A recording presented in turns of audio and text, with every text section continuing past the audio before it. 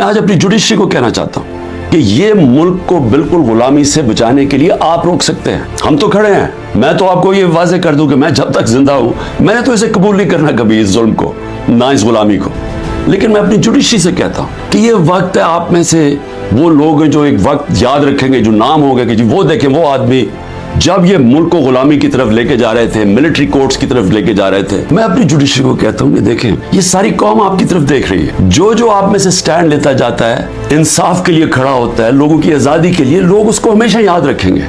लेकिन उनको भी देख रहे हैं जो वो कहते हैं ना, वो तिफल क्या करेगा जो घुटनों के बाद चले, जो पहले से गिरे हुए हैं, ताकत के सामने सर झुका के बैठे हुए हैं, उनको भी, उन जजेस को भी लोग देख रहे हैं। हमारा मुसलसल इस मुल्क में एक तबका है जो कानून के ऊपर बैठ जाता है, जो कहता है हम कानून से ऊपर हैं। मार्शल लॉ लगाते हैं तो सारा आइन खत्म हो जाता है। पिछले 60 साल में आधा वक्त मार्शल लॉ रहे हैं। उसके बाद जब ये दोनों आए, दो खानदान आए, इन्होंने जब लूटना शुरू किया तो इन्होंने एक चीज कही कि सबको पकड़ लो लेकिन हमें ना पकड़ो, क्योंकि हम कानून के ऊपर हैं। मैं अपनी सारी लीगल कम्युनिटी को आज कह रहा हूं कि ये है वो डिफाइनिंग मोमेंट पाकिस्तान की तारीख का। अगर इस वक्त हमने ये आइन का कत्ल होने दिया, ये रुकना नहीं है फिर कहीं। और मैं सारी कौम को आज कह रहा हूं, आजाद कौम वो होती है जिधर कानून की हुक्मरानी होती है, रूल ऑफ लॉ होता है। जिस मुल्क में रूल ऑफ लॉ नहीं है वहां ताकतवर कमजोर के ऊपर हावी हो जाता है। अगर आप इस मुल्क को हकीकी तौर पे आजाद करना चाहते हैं तो आप सबको कुर्बानियां देनी पड़ेगी। कभी भी आजादी कुर्बानियों के बगैर नहीं मिलती।